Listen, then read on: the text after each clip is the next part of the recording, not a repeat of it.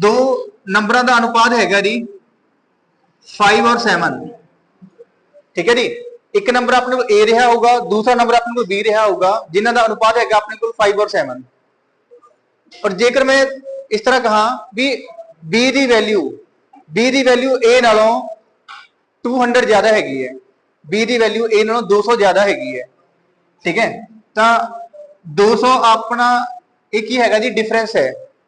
ठीक है, बी की वैल्यू ठीक है ए नालों कितनी ज्यादा हैगी जी 200, पर अनुपात के अनुसार बी की वैल्यू ए नालों कितनी ज्यादा हैगी जी 2।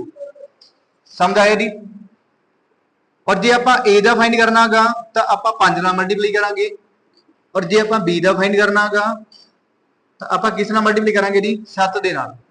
इहदा बन जाऊगा अपने को 100 इंटू 5 इज इक्वल टू 500, और ये बन जाऊगा अपने को 200 200 200 डिवाइड करांगे ये 100 बन जाऊगा जी, और 100 की 7 नाल मल्टीप्लाई करांगे ये बन जाऊगा अपने को 700। हाँ जी, अपॉन बेटा 12 नहीं ले सकते है ना, 12 दसा क्यों नहीं ले सकते, क्योंकि आप टॉप से दोनों संख्यावां का जोड़फल नहीं रखा गा। पिछले सम के मैं दोनों संख्यावां का जोड़फल रखा सी ए और बी। ठीक है जी, ए प्लस बी मैं 1200 लिया सी। ठीक है, इस करके मैं नीचे 12 रखा सी, 5 ते 7 12। पर इस बार मैं किवें कीता गा, इस बार मैं ए का अनुपात 5 लिया गा और बी का अनुपात 7 लिया गा। ठीक है जी, और स्टेटमेंट में तुहानूं मैं लिखवाया गा कि बी की वैल्यू किसकी वैल्यू जी, बी की वैल्यू ए नालों 200 ज्यादा हैगी है। ठीक है जी, ये मैं स्टेटमेंट में लिखाया गा बी जेड़ा बी हैगा ना 200 ज्यादा हैगा किस नालों, ए नालों, परंतु अनुपात के अनुसार बी कितना ज्यादा गा 2 ज्यादा गा, तो इस करके मैंने इत्थे 2 रखा गा। ठीक है जी, और 5 नाल मल्टीप्लाई मैं क्यों की है, क्योंकि मैं ए फाइंड करना गा। समझ आया। और इत्थे मैं 7 नाल मल्टीप्लाई क्यों की है, इत्थे मैं की फाइंड करना जी बी फाइंड करना।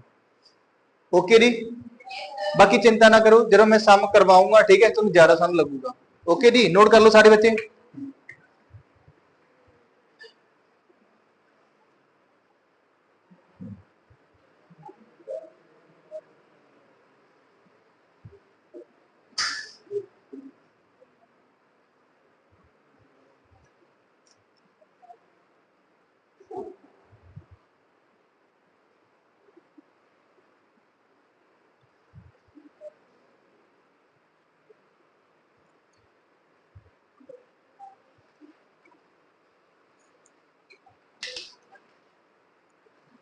हाँ जी, सारे बच्चों ने नोट कर लिया जी। ओके, स्टेटमेंट लिखवा रहे हैं। ठीक है, सारे बच्चों ने पहले स्टेटमेंट लिख लेना गा। लिखो जी,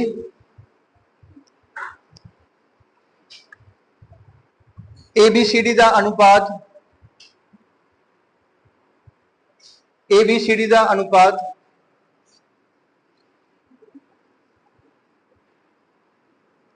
5 6 9 एंड 4, ये अपन अनुपात दिता होया। ठीक है जी, अगे लिखो जी ए ते सी कोल नाल करके लिखना है, ए अते सी कोल बी नालों 4000 रुपए ज्यादा हैं,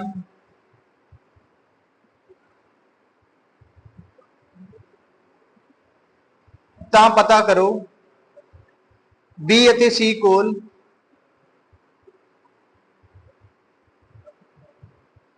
ए अते डी नालों किन्ने रुपए ज्यादा हैं। अगे लिखो जी इंग्लिश मीडियम वाले, ABCD का आपां नूं रेशो दी हुई है 5 6 9 एंड 4। अगे लिखो जी A and C have 4000 more than B, then how much B and C have more than A and C, sorry A and D। Okay, बाकी जेडे बच्चों स्टेटमेंट नहीं भी समझ लगी ना, मैं सोल्यूशन करवाऊंगा तो ता भी समझ लग जाऊगा। समझ आया जी। चलो बेटे साफ करो इसनूं। हाँ जी, ए अपने को ए का अनुपात कितना जी सारे बच्चे रिपीट करो। बी दा दी, सी दा और डी दा। अगे लिखा होगा ए ते सी कोल, ए ते सी कोल बी नालों किन्ने रुपए ज्यादा ने? 4000 रुपए ज्यादा ने। समझ आया? इन्हां दोनों कोल बी नालों 4000 रुपए ज्यादा ने। ठीक है, और आप फाइंड की करना होगा बी ते सी कोल ए ते डी नालों किन्ने रुपए ज्यादा हैं। ठीक है जी, बी ते सी कोल ए ते डी नालों किन्ने रुपए ज्यादा हैं, ये आप फाइंड करना है भी इन्हां दोनों कोल इन्हां दोनों नालों किन्ने रुपए ज्यादा हैं, ये आप फाइंड करना। ठीक है, और आपां नूं अनुपात दिता होयागा ए बी सी और डी। ओके, ए है अपने कोल 5 6 9 एंड 4। हाँ जी, ना समझ आया?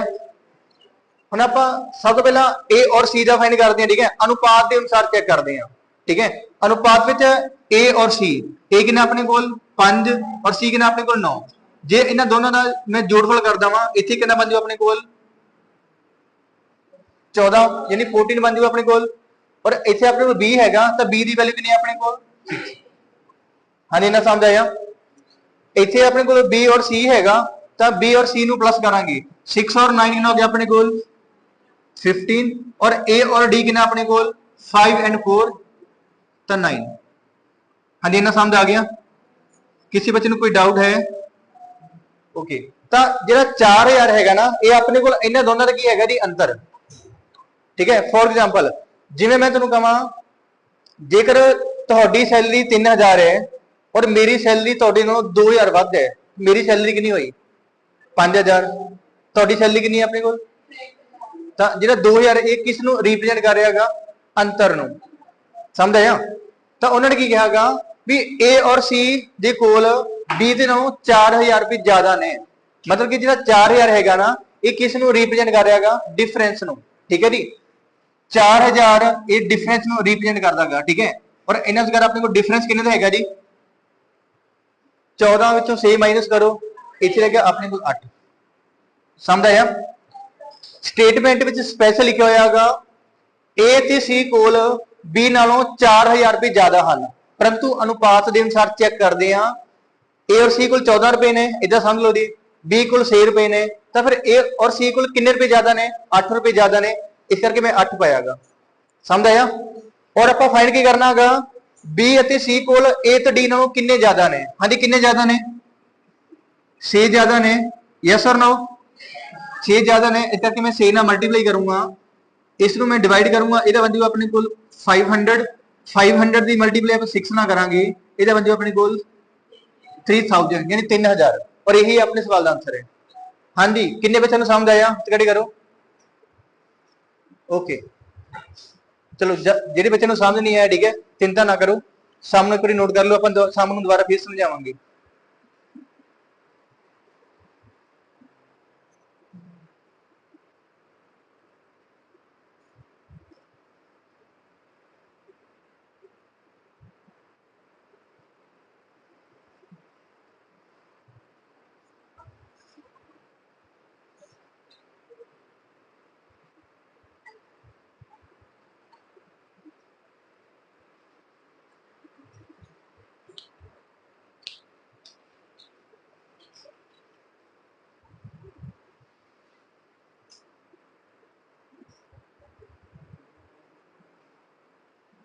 हाँ जी, सारे बच्चे ने नोट कर लिया जी? ठीक है, इसी सब मैं दोबारा फिर रिपीट कर रहा। स्टेटमेंट में स्पेशल लिखा होयागा ए ते सी कोल बी नालों 4000 रुपए ज्यादा ने। कितने रुपए ज्यादा ने? परंतु अनुपात के अनुसार ए ते सी कोल बी नालों कितने ज्यादा वध ने? कितने ज्यादा ने? 8 ज्यादा ने, इस करके मैं 8 पायागा। ठीक है जी, और आप फाइंड की करना है बी ते सी कोल ए ते डी नालों कितने रुपए ज्यादा ने? 6 रुपए ज्यादा ने, इस करके 6 ना मल्टीप्लाई, जो आप फाइंड करना उस ना मल्टीप्लाई। समझ आया? ओके, बाकी आप इस तरह से हम और भी करांगे। चलो अगे लिखो जी, 4 नंबर जिन्हां दा अनुपात 2 5 3 ਅਤੇ 8 2 5 3 ਅਤੇ 8 ਇਹ ਆਪਣੇ ਕੋਲ 4 ਨੰਬਰ ਨੇ, पहला नंबर, दूसरा नंबर, तीसरा नंबर ते चौथा नंबर। ठीक है जी, 4 नंबरों का अनुपात दिता होया आपां नूं। अगे लिखो जी, जेकर इन्हां 4 संख्यावां का जोड़फल 432 है, 432,